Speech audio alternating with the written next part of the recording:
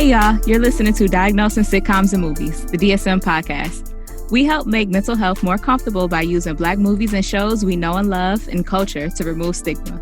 So join our convo with your host, Courtney Copeland, licensed mental health counselor, and Dr. B, licensed professional counselor. What's poppin', everybody? This episode, we are talking about the 1988, what a good year, comedy / blaxploitation film, I'm Gonna Get You, Sucka. Woo! Did you see this movie before you watched it for the show? I needed to ask. I wasn't sure. I don't think we talked about it. Was this your first time watching the movie? You want an honest answer? Yeah. Yeah, I was still in my daddy's tufties. Wow. Yeah. delete. Yeah, I have not. Wait, no, I have. No, I have not seen it. Yeah, she will make you work hard today. Oh, brother, I'm so sorry. Okay, well, with this being the first time that you are watching the film, did you enjoy it? I did enjoy it. Was so funny. It's hilarious. And it's like, oh man, I've missed out on this. Oh, another Wayan's Brothers classic. Yeah, like the fact like that it started with Any Ghetto USA, it was like, this is about to be a great time. Wait, isn't that how Don't Be a Menace starts too? Is it? It might be. I might be tripping, but I thought so. I'm not sure. I wouldn't be surprised. Yeah, we watched the films. We watched so many at this point. It's hard to keep them all on track. Yeah. I'm happy. Like it's weird because like I realize that I don't have a lot of experience with blaxploitation films, and so this feels like a genre crash of course. Film. Right. It just feels like a genre of film that I haven't really seen. But then also for it being in the 90s and it being a blaxploitation film, it feels like they were the only, well, maybe Robert Townsend was also kind of on that track too. But correct me if I'm wrong, like they're the only ones that was doing it at the time, right? Like it wasn't like I had like a whole list of.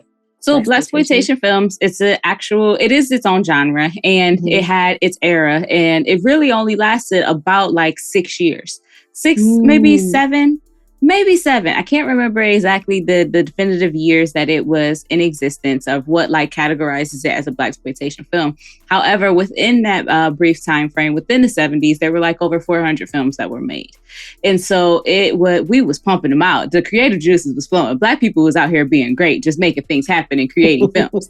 And so with that, with Keenan kind of growing up during that time and being a child then, you grow up on blaxploitation films, it becomes like you want to do your version of it. Like how basically we're all just recreating things from the 90s now because that's when we were kids.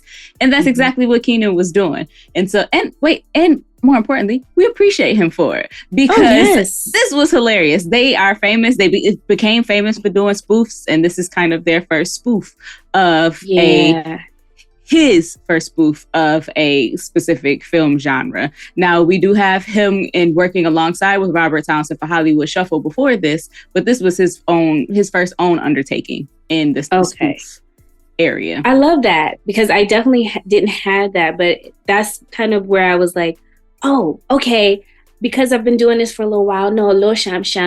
And so to hear you kind of put that together makes a lot more sense because I have never even thought to watch this movie, yet alone like I've heard I'm Gonna Get You, Sucka, but not in regards to it being a film. That's the honest truth. I just feel like God put me in your life for a reason. Always. Always. So grateful for you because I didn't grow up around Blacks, so they were always making fun of me because I couldn't talk jive. I grew up in the suburbs. My dad. I really love this Springsteen song. Just the dance. David Allen Greer is a fool. But there is some amazing cameos in here. I mean, everybody who's somebody was in this damn movie. Yes. Like, it was like Keenen Ivory Wayans was like, you know what? I would have all the cool people that I like in this film. This film stars, of course, Keenen Ivory Wayans, Bernie Casey, Antonio Fargas, Steve James, Chris Rock, Kadeem Hardison, Don Lewis, Isaac Hayes, Jim Brown, Anne Marie Johnson, Janet Dubois, Hawthorne James, also known as Big Red, Clarence Williams III, David Allen Greer, Robin Harris, John Witherspoon, Tony Cox. Like, it literally goes on and on and on. But then also, of course, there are his brothers and sisters. And so Damon is in the movie. Kim is in the movie. Marlon does a cameo as well. Him and Sean are laughing kids in the background. It's great. Movie wouldn't be complete. Like I said, any Wayans film is not complete without some Wayans kids somewhere in it. Somewhere, somehow. Mm-hmm. You're going to get some of this on your resume, okay? Your IMDb page is going to be together. Okay. We getting them credits out early. Early, honey. I love it. But I absolutely love this film. There are so many quotes. I think the ones that stick out the most for me are just, we'll take the stairs. You can either go out that window or take the stairs. Okay, yeah, we're gonna take the stairs. Yeah, we'll take the stairs. Oh, get your hands on my face.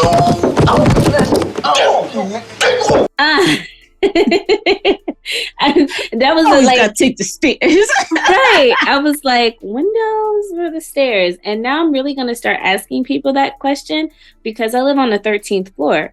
And so when it's time for everyone to go, I'm gonna ask you to take the window or the stairs. Now, what if they take the window like Damon finally decided to do at the end of the film? Luckily, I think my building was prepared for dumb people and they don't allow you to actually slip through the window. That unbreakable glass, they can run and jump, but they'll just fall back off. Right. Yeah, basically, even when you try to open it and get a little fresh air in there, it's like, you get like that much. They said no one's suing us. Okay. Oh. Yeah. That's when I'm sorry asking, folks. Oh, yep. Not asking, telling, and then probably try to throw them, but we'll see. Depends who it is. Yeah, okay, so you come visit me. You can come visit me. I think I've come to visit enough. I will. I need to. It's happening. And then just how many each time that somebody saw Jack Spade's brother after he OG'd, he overgold. Yes. So I was so confused again, like watching it for the very first time, and he's like, he's OG'd.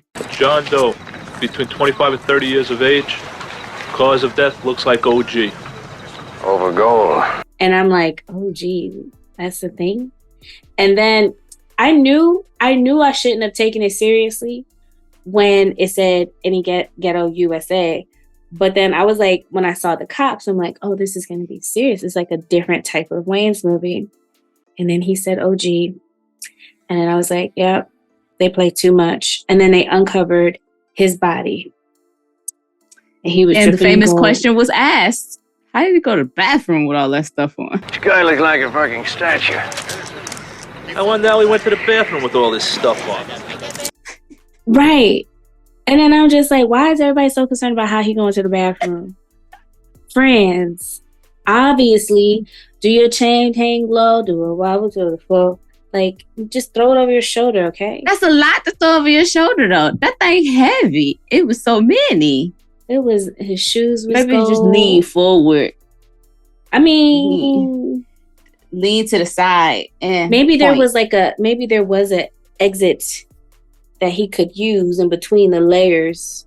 And that Mercedes-Benz joint was like, that shit was big. Yeah. I don't know. I think I'll just repeatedly, just throw the quotes out throughout the episode this time instead of just the usual go-tos, because there's just so many. But the one that I have to, it sticks out. It brings me so much pleasure and joy when I hear it, is when they are when the little white boy is giving his report on Abraham Lincoln, and he's like with his little speech and that poor white twash. Abraham Lincoln was born in a log cabin in Illinois. This poor white trash would only become the president of the United States. Yes. He got killed by another piece of poor white trash. Another piece of poor white trash shot him in the head. The end. Woo! I was like, why they do him like this? And then whole time, I was like, why they playing the Brady Bunch in the background? It's because old girl is actually the wife on the Brady Bunch. I had no idea. I thought they were just watching the Brady Bunch, and that's what they wanted to go watch after they did their report. What wife was the one from the Brady Bunch? The woman that was Kalinka's wife was Florence. I mean, the chick. Yeah, her name Florence Henderson. Let me look, because it said, yeah, that's why they playing the song The Brady Bunch in the background. I just thought it was because there's few whiter shows than the Brady Bunch. Harla. Florence Henderson. Is it? No, Eve Plum was Kalinga's wife. Just kidding. No. All white people do not look alike. No, Dr. look. B. Okay, during the sequence in the Kalinga's headquarters, the theme to the Brady Bunch can be heard. Kalinga's wife is played by Eve Plum, best known for playing Jan in the Brady Bunch. She was Jan, not the not mother. The wife. I ain't watched the fucking show, okay? I just know a damn song and Marsha. That's it. This is a good show. You should go back and watch really? It. I mean, I did know a little something. It was just little snippets. Just, yeah. Little snips. So it's not the mom. It's Jan. Right, it's Jan. Yeah, so Jan Brady is who plays Kalinga's wife. Mm-hmm. I messed up, my bad. But I guess we could just jump right in then to diagnosis, because we can sprinkle quotes throughout. Okay, so Fran, I have to be so honest. Your co-host is like kind of like the worst. Anyway, so I had a hard time diagnosing anyone in this. It was really hard. There was like some questionable moments, but it's like, how do you diagnose a spoof? You said the same thing when we did Don't Be a Menace. They're exaggerated characterizations. And so it does make it a little bit more difficult for some, and it makes it a whole lot easier for others because it's so exaggerated. It's like it's clear and evident. But then again, as in real life, not everyone has a full-blown mental health diagnosis, but there are still areas of concern that could benefit receiving counseling from. And so with all of the transitions and the different experiences that people are having in the film, I think we can kind of point out what we would like to do with individuals, whether or not they meet the criteria for a diagnosis. Some of them just won't meet criteria, and that's okay. So, okay, I'm sorry. You went through this whole thing, this whole spiel about this type of genre and movie, right? And we're going into diagnosis, but I do wonder, like, what is this like supposed to be a spoof of, like Shaft, and like what other like crime fighting movie at this time? What, are you judging me? Yes, very much so. It's a spoof because it's an amalgamation of all blaxploitation films. It's not just one. Oh. So just like how Don't Be a Menace is all the 90s gangster films, this is of all kind of crime fighting, neighborhood hero, blaxploitation films. Okay. So The Last Dragon is Kung Fu Joe. Kung Fu Joe is a spoof of like Jim Kelly movies. And so Jim Kelly was a 1970s action hero who knew like Kung Fu. Like he had movies, even in Bruce Lee. He fought Bruce Lee a couple times in films. And so Kung Fu film was a was a big thing in the 70s. And like there was all of the movies would come on television, which is kind of like even why Wu-Tang is called Wu-Tang, because they was watching the Kung Fu movies that would come on Saturday morning. So lots of young Black kids with impressionable minds decided they were Kung Fu masters too at that time. And so that's how you get characters or people like Jim Kelly doing all of his great movies, and then characters like Kung Fu Joe. Got it. Thank you so much for that. I appreciate it. I do what I can. Just show up.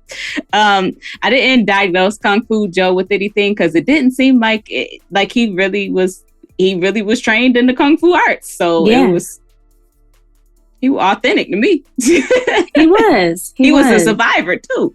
He held out. He sure did. He did. And I thought it was really messed up that he got all the way to Jack Spade's house John Slade's house. And then he was talking to him and letting him know that they coming after him. And it was just a voicemail. 5, 4, 3, 2.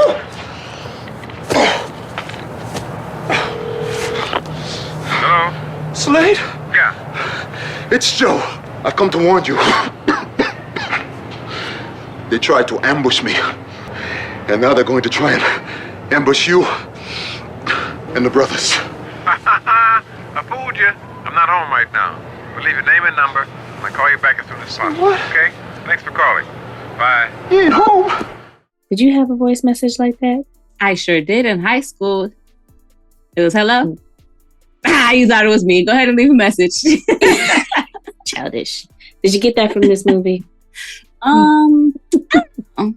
Maybe. So one of my favorite characters was actually Hammer. I don't know why. Maybe because it's Isaac Hayes. Maybe. You don't like my melodious voice. How about you get out on the precious tender feet of yours? Exactly. Like, he was everything. And it was just so sad that he had to get shot up like that. They ain't have to do Hammer like that. They didn't have to do him like that, man.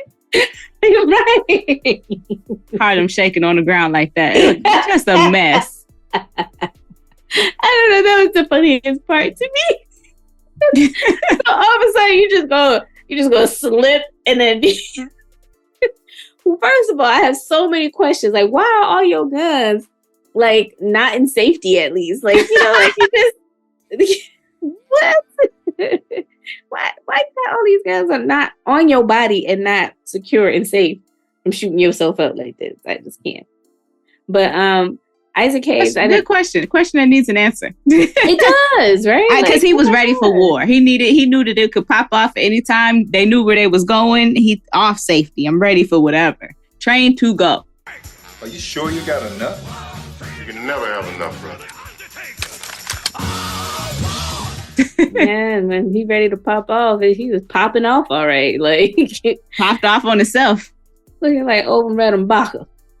Oh no. Oh no.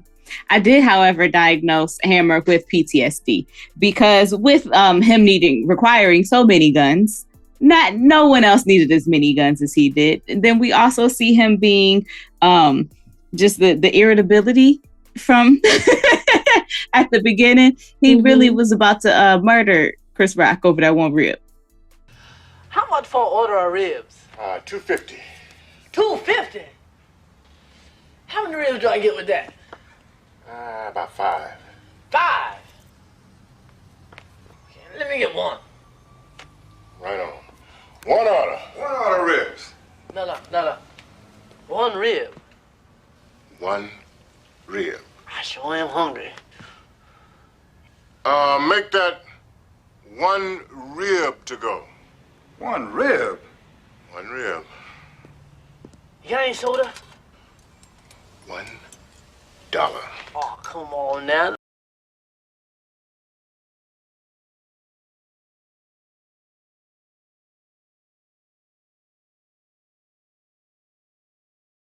I mean, but the way he asked for it, though, I probably would have came over that counter, too.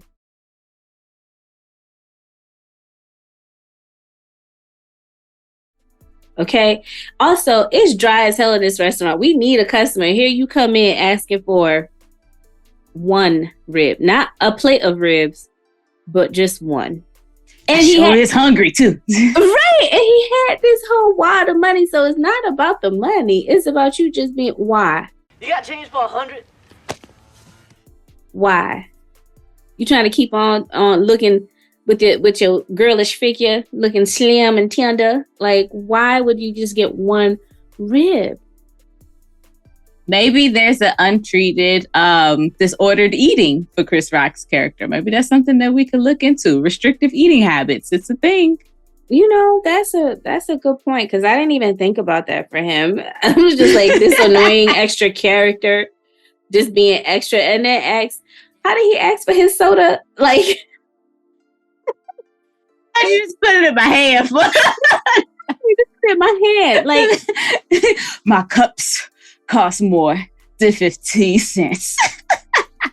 I was annoyed for him. But okay, speaking of this scene, I watched Marlon Wayans stand up on HBO. I didn't know, so I watched the movie and I did what HBO Max wants you to do. It you look down at the suggested films at the bottom. And of course, Marlon's stand up came up. What is it? God Loves Me, right? And so he talks about Chris Rock and how he actually is in this film and how Marlon was supposed to actually be that character because he was in school, all this stuff. Go watch it for yourself, friends. I don't want to ruin it.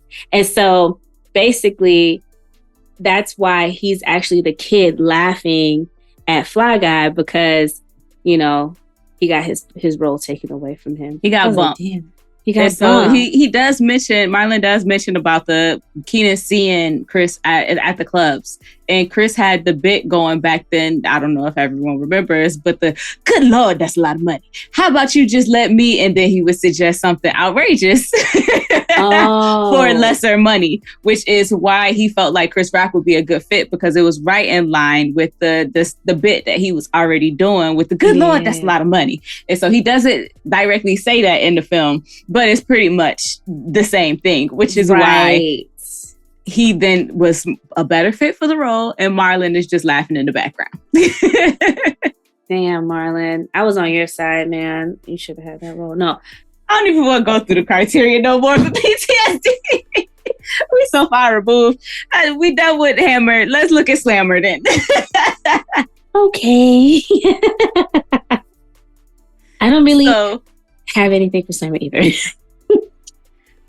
Slammer, I feel like he might need some career counseling. Like your feet are clearly an issue for you, Slammer. We need to look at some options that involve you not having to be on your feet for this many hours a day. So what other options, what things are you good at? What other things do you like? What will make you happy without having to stand on your feet all day? Because the way that Bunyan look after they shot it, you're not gonna be able to stand them hours no more and wait for customers at the rib joint. You gonna have to sit down, bro, and elevate that. Terrible. Okay, right? Like the way it was moving, it looked like Buddy Love in Professor Clump's body moving around. Yeah, that's what it looked like. Like, ill.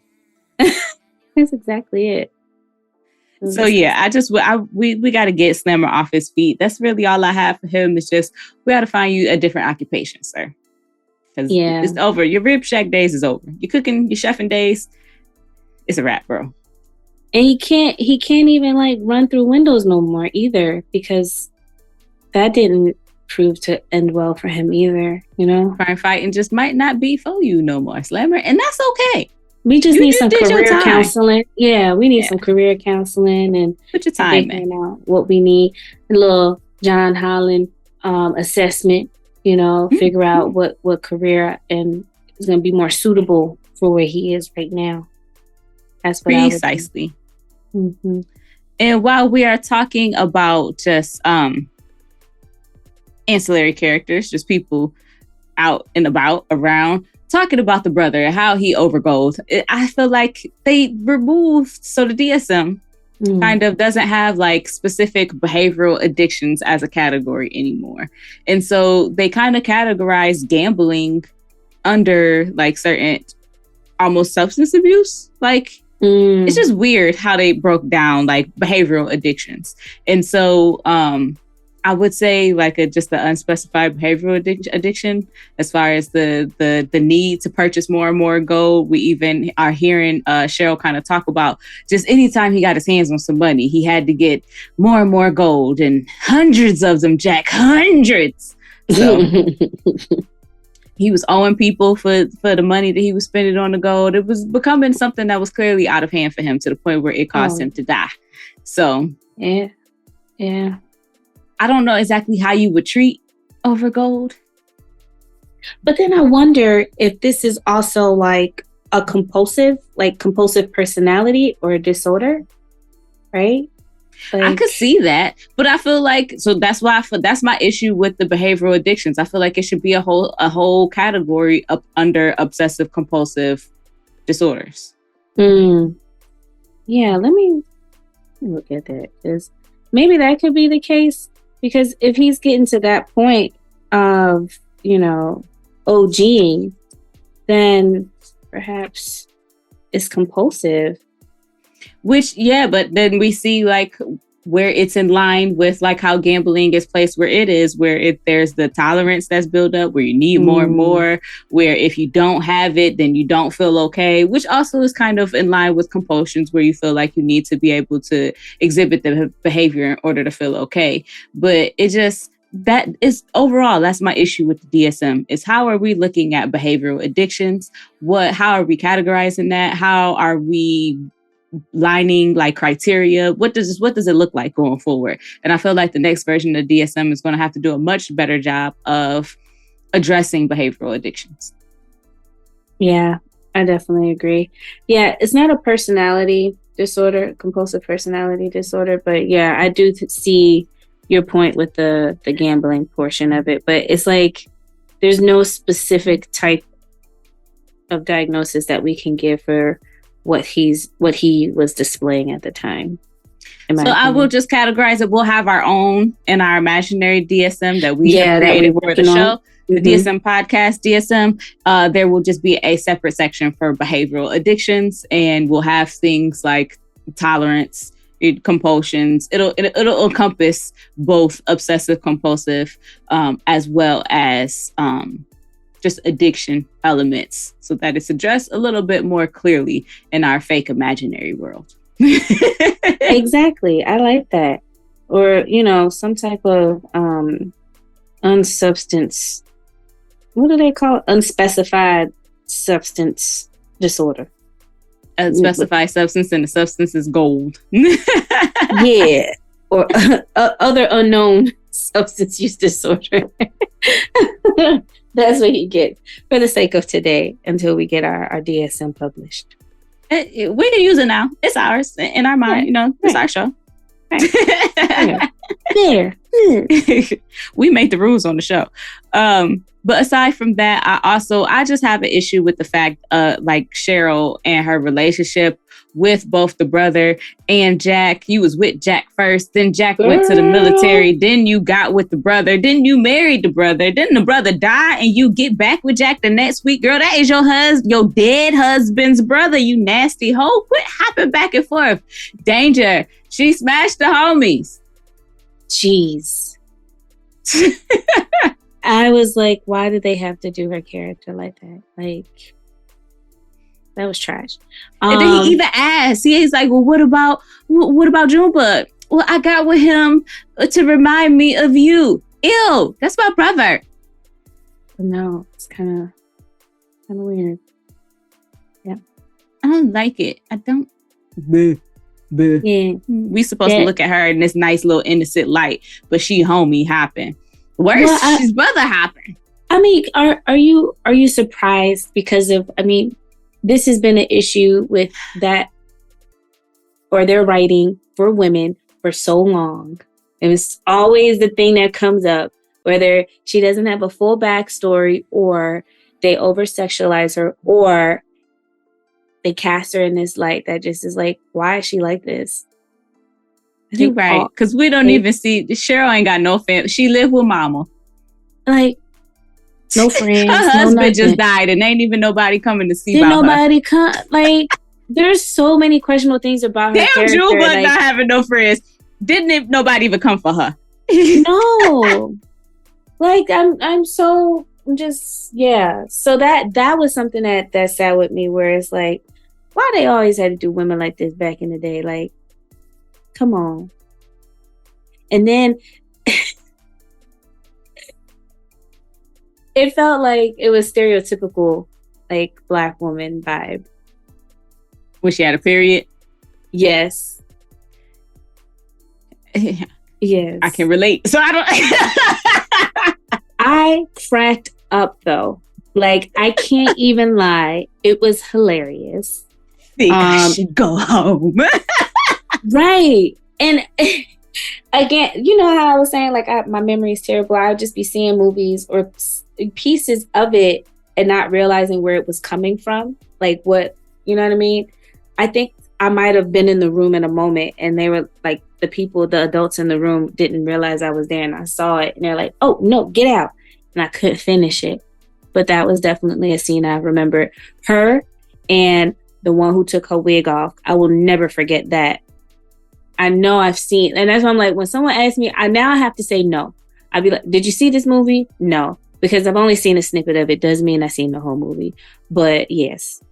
Her name was Cherry, and I diagnosed Cherry with a psychological condition related to a medical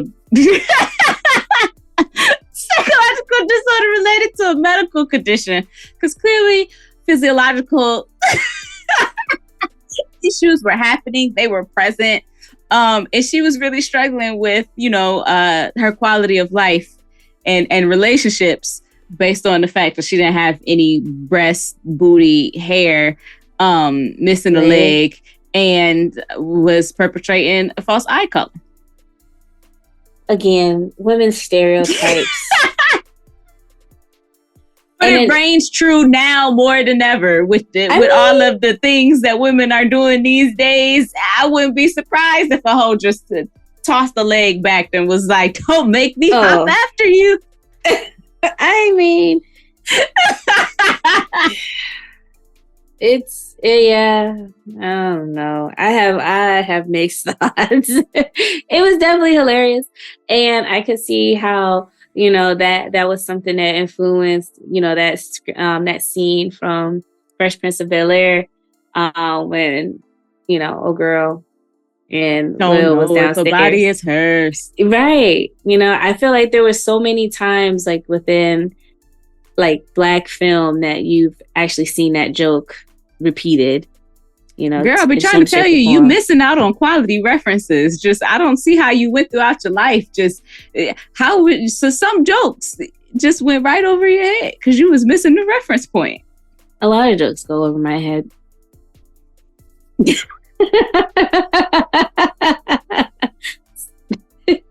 So I live my life in the unknown. And everybody's laughing like, just.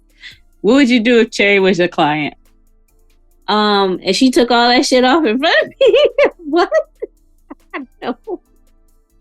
I'm like, wait, oh wow, you're getting real comfortable. Okay, yeah, this is a safe space. Doesn't it feel so free? Don't you feel so much better? This is great in the summer. Yeah, let it go. When Jack stuffed her hair like it was a small animal. Okay. I think I probably wouldn't have responded the same, obviously, but I would have been like, yeah, okay, let's get comfortable. No, but what would I do if she was my client? Wow, that's a loaded question. Because it's not. It is because of course you want her to feel confident and empowered to be her authentic, natural self. But there's also societal pressures that require certain, or put us, or expect us to meet a certain mold or expectations that are just extremely unattainable for the average woman. And so I think the work that I would do is just helping her feel comfortable in being who she is in the best way that she can show up for herself. That's it. I don't know what else I would do. What would you do? That if Cherry was my client, I would be wanting to use like acceptance and commitment therapy to try to get her out of that place. Because clearly she has very rigid thinking on what she feels like societal and people around her ideal beauty is. And she feels like she needs to fit that, and herself as herself isn't fitting that mold. And so she has to do these things. And so try to increase some of that flexibility as far of how she sees herself. I don't think there's anything wrong with wearing a wig. There's nothing wrong with having one leg. It's nothing wrong with wearing the booty pads, the push-up, whatever you got to do. It's just how you communicate that then with individuals, because then you are removing a certain level of consent and choice from that person. And so doing that before you are, it's just taking it off and then expecting someone to still accept you in that way. And so it definitely seems like she just was at a place where she wasn't accepting of herself. And so then she was just having to spring it on people once she already kind of solidified she was giving up draws. So even though there was less in the draws than they assumed that there was when they first was looking at her body, neither here nor there, but definitely would be looking at some acceptance and commitment therapy and some self-compassion strategies, just building her up as much as possible. Yeah, definitely. I love that you're using ACT as like an approach. So with the acceptance and commitment therapy or ACT as we call it in the field, I will really be trying to look at building those values and trying to find out what her values are. Where are you misaligned with those values, and how can we get you a little bit more closer to them? Because clearly we're off. Now, I don't know if it's her value of like, I got a place around the corner, you could come with me, or if that is what she is doing to try to just get some type of companionship involvement in her life, because she's missing that, because she ain't got no hair, no one leg, no booty, no breasts. Yeah. Well, okay. So then there was another thought that I had as I watched this. Was that because he lied about his size, or wasn't forthcoming about his size until they got into that space? And so she was just really fucking with him and being like, oh, well, you ain't got 12 inches. And then, well, I don't have bloop, bloop, bloop, bloop. And then like was just popping that shit off. It seemed like they were sharing. It felt like she felt safe. And she was like, all right, well, we being our full selves. Let me introduce you. I really feel like she was really trying to get back at him. Like, well, I really wanted my 12 inches. So I guess you're not getting. Oh, you feel like she was being shady. Like, you ain't got 12? Well, I ain't got no ass. Yes. Like, why did it sound like metal when it hit the floor, though? I don't. Nowadays, you don't know what they putting in these injections. Ladies, be careful. Be careful. It might be some copper she got. I don't know. Anyhow, so in my mind, I guess that's what's so hard about this is like sometimes I overlook certain things as being a problem because it's funny. And so it's like I don't see it as a problem. I mean, yeah. Right? Like, I think each person shared their level of consent. They both then were honest with each other, and then they shared, and then one person was willing to tolerate one person's shortcomings, the other person was not willing to tolerate the other person's shortcomings, so he removed himself. And she asked him to stay and tried to hop after him, but it ain't what he wanted, so he got up out of there. Honesty is the best policy when you out here in these courting streets. That is the truth. You sound like the little boy. Piece of poor white trash. Pitiless swine. And so then moving on to Lenny and Willie. What'd you think about Lenny and Willie? Jesus. The two that couldn't get right. Couldn't get right. No. It was just like y'all had one task and y'all just and then it's like you just throw yourselves down the stairs because you know you fucked up. So you just go take a tumble together. Hilarious. We'll take the stairs. Right. I think they really do have they rely on each other a lot. And so there's a lot of dependence, especially for Willie. But then Leonard needs him too, because Leonard is kind of not always like the best judgment. He doesn't make the best decisions. And then he says things, and then Willie's like, but look, and then no, stupid. I mean it like douche. So there's that. But I think your description, though, perfectly aligns with what I diagnosed them both with. And so then for Lenny, I diagnosed him with conduct disorder. And so the criteria that I felt that he met was the aggression to people, with often bullying, threatening, or intimidating others, initiating physical fights, or using a weapon that can cause serious physical harm to others, and being physically cruel to people. And then there has deliberately destroyed others' property with them throwing them pillows around like they ain't had no sense. The pillows, what was the pillows going to do? That was unnecessary. You just out here just being destructive. Deceitfulness, and with the telling lies. And then the serious violations of rules. And so we don't necessarily see, the childhood, the previous behaviors, the different things. So I kind of flexible on that one. We're assuming here. And we also don't know when the onset of this was. And we don't know, because we know Damon, like, I don't know exactly how old they were. So I went with conduct, and I wasn't feeling like he fully had yet met the, antisocial personality disorder. So I went with conduct for him. I don't know if Lenny would ever be my client. I don't think he would ever come to counseling. Maybe like once he's in the hospital recovering from throwing himself out the window, then I might see him. or that. I don't want to go to jail. But whichever way that I encounter. If he continues making the dumb decisions he was making, I'm sure he would land himself somewhere in a jail. I mean, good point. So I would be using reality therapy with him. Lenny, what do you want? And what is you doing to get there? Just real basic. Just what is it that you want? What are the basic needs that's not being met? Like, what do you want? What do you need? And how is you go? How is this getting you there? Is this working for you? No? Okay. So let's find some stuff that is. Right. I think that's a good one too, because he doesn't know. Like it feels as though he's just doing what is going to get him some decent money, and he just doing what Mr. Big tell him to do. And I think Mr. Big is taking advantage of him in that way, and that him just being a do dirt type of dude and taking advantage of that in this way. And I also feel like he is doing that with Willie as well, who's his nephew. Yeah. I was confused, but I just went along with it. I said maybe nephew. I thought okay. I thought you would know, but okay. I don't. Okay. I don't.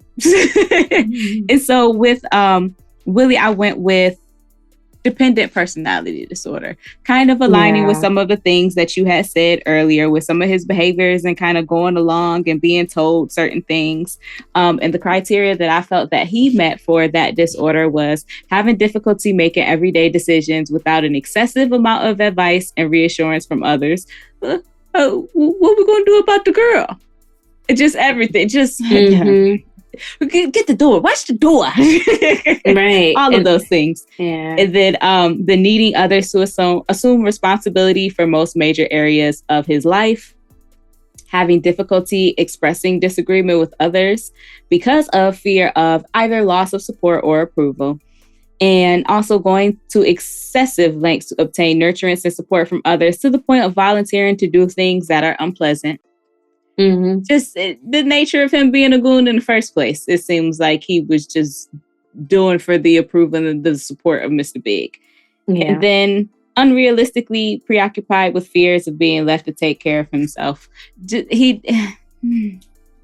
Yeah, I can see that in several different scenes, especially when they're on the rooftop and they're supposed to be like, they're shooting at Jack and John. And he's like, but why are we letting us go even though we were trying to kill you? And he's just like, really stupid? Like, so that's just, making this seeking guidance or asking questions for what to do next. And then also with doing things that he doesn't want to do. Clearly, this doesn't seem like something that he would naturally want to do, but it's like his uncle told him, so he's doing it because he doesn't want to lose the approval and acceptance of him. And it seems like the uncle might be the only person who's giving him a chance, especially working for him. Also, that fight scene also lets me know he doesn't want to be violent. He's just like, let's just do this. I don't know how to fight. Let's just pretend. Right. Let's pretend. So I don't really want to be here. Right. So that's my thoughts on him. And then even with Lenny and lying, like, didn't nobody come up behind you with no guns? Like, the soldier dude. Like, you got whooped by his mama, okay? And that, she was something else. She was something else. I loved her though. So my question was Mama and all of her fighting skills back in the day, was she helping John Slade fight crime? Was he like her Robin to his Batman? Wow. Because she was out there whooping ass. And so that just leads me to assume that either maybe that's how they met, or maybe that's why they had to break up. She was like, I got these kids now. I can't be out here fighting crime, John. I can't, and so I had questions. I was like, I wonder if that was the case, but also the stuntman probably was responsible mostly. You mean the white man with the handlebar mustache? Yeah, I was like, we couldn't even try, friends. No, They're because so in blaxploitation films, you can always see the stuntman. It is so funny. Like, why is this very clear? And it was a whole like 50 seconds went by of him punching and kick. Like, there was no attempt to try to. No, I loved this it. is a spoof blaxploitation, and you know that you can always see the stuntman. I absolutely loved it. It was one of my favorite parts. And they're ridiculous for this. And then she just, all right, let's go home. Like, put on your jacket. It's cold outside. Like, what? Put your ass. But yeah. I want a mama like that that's gonna come in and whoop some ass. No? It seemed like Jack didn't either. He wanted to fight some of his own fights, but mama was not letting him. But we don't get much, again, women and backstories with the Wayans. I know we've done so much of y'all work at this point. Y'all already know Wayans brothers, that's all we want is backstories for our women and storylines that make sense. And so we get that, that the mama, Belle used to do that thing with a tongue back in the day, but we don't know what else she was doing and the full story behind her and John Slade. And that would have been interesting to learn. And so I wanted to know more about Belle, and I don't have a diagnosis for John Slade because he seems the most well-adjusted individual in the whole film. Just my observations. No. Yeah. But there was this moment where I was like, John, I don't know if putting that dynamite in your pocket is a good idea, bruh. While you're trying to propel yourself from the roof on the side of the building. I don't know, John. And then kaboom. And then he came back with all his shards and stuff smoking Shredded at the end. level. Right. I was just like, that wasn't the brightest, but I don't know if that's necessarily But he also had been out of commission for a while. You get a little rusty, you get a lot out of practice. Good thing he didn't put it in his mouth, right? Like, oh Lord.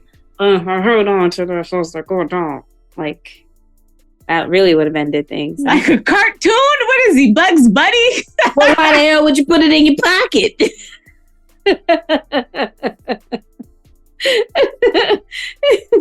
It wasn't me who came up with this. It was them. Like, dumb. Questionable. I just don't understand. That whole scene was just so dumb. But clearly, I feel like John had been making like life choices. Coming back, I'm sure that coming back to crime fighting must have been a hard decision for him to make, with him already being retired and hosting the Ghetto Olympics or whatever it was that we saw at the beginning of the film. The old woman robbery competition will be starting in 5 minutes. Look, the best part of the Hood Olympics was watching them take apart that fucking car, bruh. I said, It's wait a minute. Right. And everybody is so into it. Like the race with the TV screen and the dogs and just, they were ridiculous. Like, seriously? They left nothing on that car. Like, what you doing with all them pieces? The chop shop. Oh my God. They chopped and screwed the hell out of that car, child. I'm surprised they left the steering wheel. Okay. I was like, okay, Fred Flintstone, go ahead and get in your new car. I'm sure that frame will make some child a great go-kart base. Listen. Or somebody clubhouse. Knowing me, I probably would turn it into like a little house with the frame. Like, come on, friends, let's play house. I would be that. Get in my fort. Get in my fort. Yeah, basically. I love a fort. Have you done it a fort? Inside the house? You're not taking I don't know, maybe your household was different. My mama was not letting me take her sheets and covers outside the house to build no damn fort. That's why it's a club. It's a clubhouse outside. Nah, you just take the scraps from wherever you can, create it. Oh, cardboard box. Yeah, we could have set it up that way. Right. You use some cardboard on that? Man, that shit was lit. Anywho, moving right along to who I would like to get into some childhood memories with, though, is Jack Spade. While I did not give him a full-blown diagnosis, would like to talk about this hero complex that I'm starting to feel that he potentially might have. And so how and the implications of that. Especially with him returning for the military, even though he was a secretary. Listen, everybody need a job in the military. This one's for shorthand. This one's for surfing. And the military do be like that. They be giving awards and shit for nothing. Like, wait, you got an award for that? And people be decorated as hell. And it's just like for simple shit. Like, it's hilarious. But we appreciate you. We appreciate you. Thank you for your service. Yeah. Aside from that, though, it seems like, but his intentions are going. He wanted to show that Cheryl that he was a man. He wanted to prove something to everyone. And then him coming back and being disheartened with how the neighborhood was when he got home and feeling like he had to be part of the solution and he had to help change it. And seeking the help from John, just kind of feeling like that's his responsibility. And I've worked with individuals who were in law enforcement and who kind of had that and felt like even then it transitioned into their personal lives as well. And so they felt like they had to save the individuals that they love from their circumstances, whether those individuals asked for it or not, just from that feeling of I need to be useful, I need to be helpful, I need to be doing these things. And looking at just kind of how that's impacting him in his life going forward. And so especially with the transition that he's making out of the military now, what does life look like going forward for him? Does he just want to continue to be a vigilante and fight neighborhood crimes and take down terrible, horrible, evil white crime bosses because they exist throughout all of America? And so he could just go city to city and continue to do it. But if he was my client, I would like to use Adlerian therapy with him, because I would like to first look at that birth order and see with him being the oldest brother, if that how in some way influences his feelings of needing to protect everyone and be part of the solution and be like the organizer and get things together in that way and have the community be a little bit more healthier as a result of his actions and not just its being. And look at some of those early experiences that he has with Mama coming and fighting all of his battles and kind of, it seems like to a point where he developed some feelings of inferiority. Like he had to then prove that he was able to do the things and that he could. And he really just doesn't have a lot of outlets in order to be able to do that because Mama gonna show up regardless. Mm-hmm. So kind of working through some of that with him and seeing and the one thing I do really appreciate about Adlerian therapy as well is that it does have that social justice component. And his community is very important to him, and that's a strength to him. And so how do we continue to support the community? Do you want to be a crime fighter now? Do you want to then move into law enforcement and protect the community that way?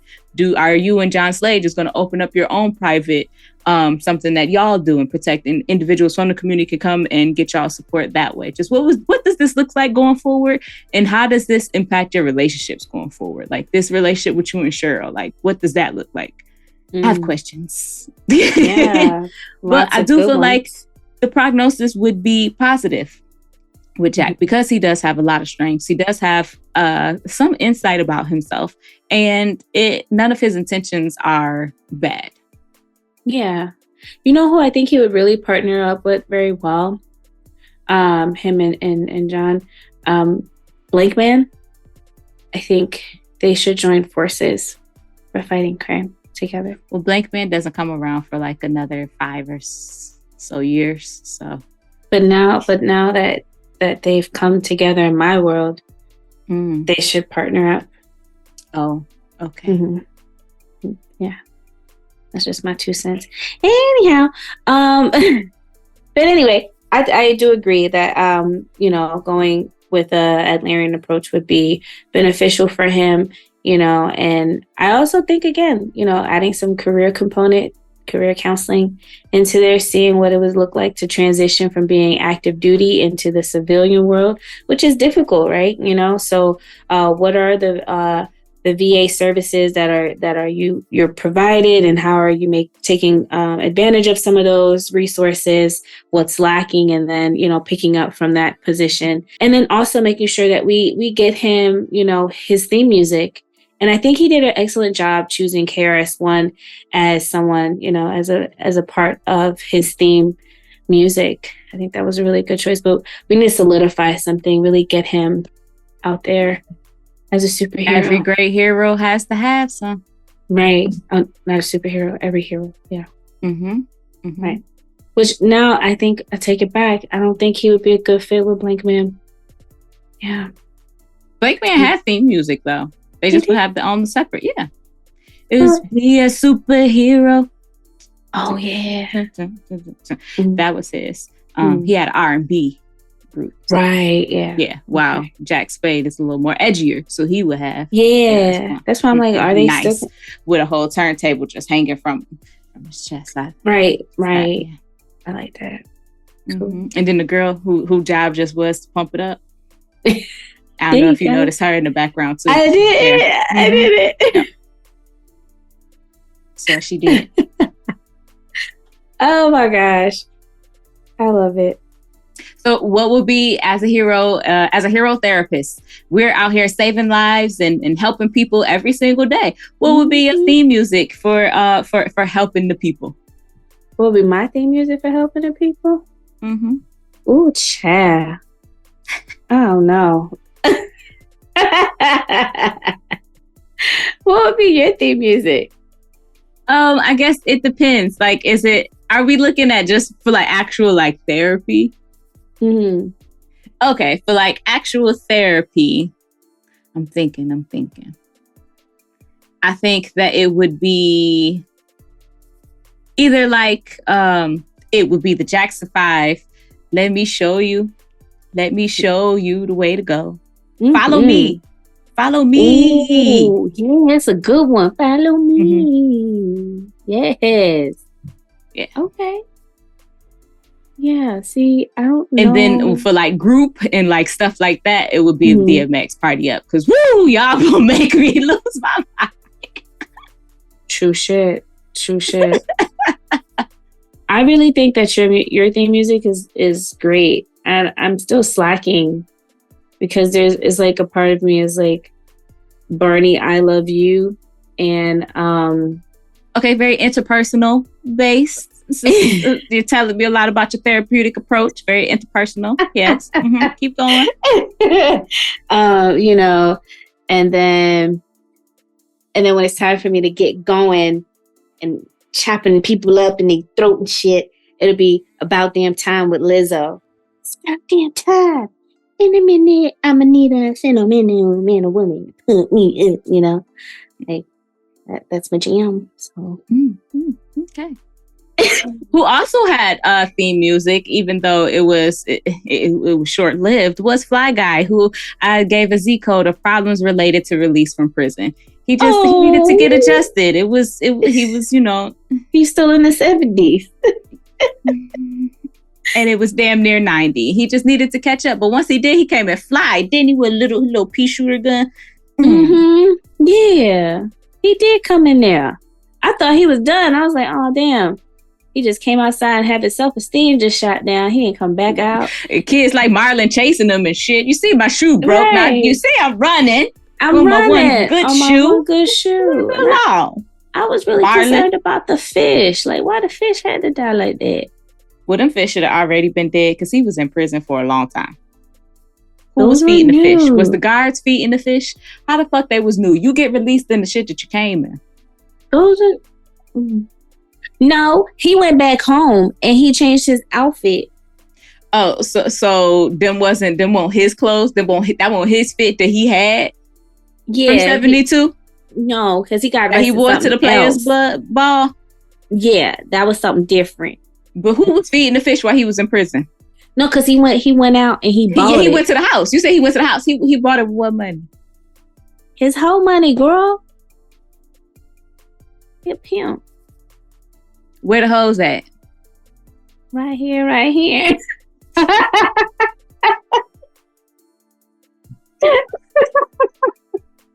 You just are dead set on being somebody's hoe. I don't understand.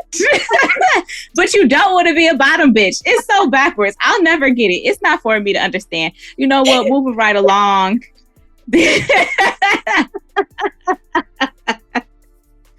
Only other thing that I felt like just needed addressing was Keenan's hairline. I just couldn't take it. It's just, I couldn't deal with it. It bothered me so you deleted man.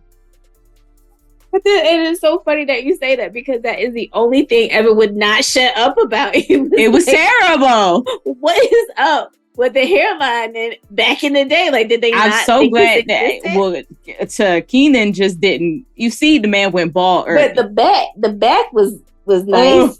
Because that's the only thing that he could get edged up. Girl, won't enough up here to do nothing about. That was hilarious that y'all said the same shit. And I'm just watching it like, oh, okay.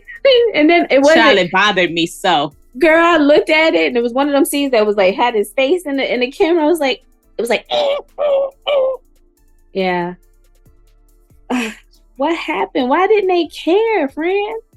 Male pattern baldness apparently runs in that male gene to that family, because you see Keenan went bald early, Damon went bald early. It was rough, I guess. I don't know what was going on in their family lineage. Marlon's still holding strong, but you see his is sir, yes sir.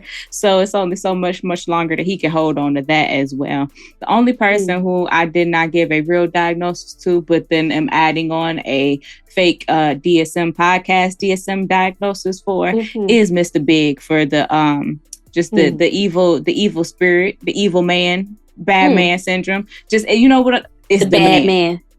The man. The man. The man. D-A man. The man. The man. Because you gotta remember, we talk about the man and how you gotta watch him. He's a tricky motherfucker, and he'll come and tear all your shit up and destroy your whole neighborhood if you let him. And that's exactly what Mr. Big was trying to do. I'm not gonna justify it with mental illness. I'm not gonna justify it with nothing else. You just, as the old people say, you got the evil spirit on him because he got the man syndrome. And the criteria is evil. He got the devil in him, but it ain't cramps. I can't. I cannot. Thank you for bringing it all the way back around. And if you would like to support the show to help us get more content out to you all, you can visit our website and follow the Support the Show link to become a Patreon member or donate on our Cash App. Now, we're happy to get the kind of money that jingles, but we'd rather the kind that folds. As always, be sure to follow us on Instagram at the DSM Podcast, and you can subscribe to our show wherever you get podcasts. While you're there, go ahead and leave us a comment, because we are counselors and care about what you have to say. Until next time, y'all. Peace. Okay, bye, you cinephile.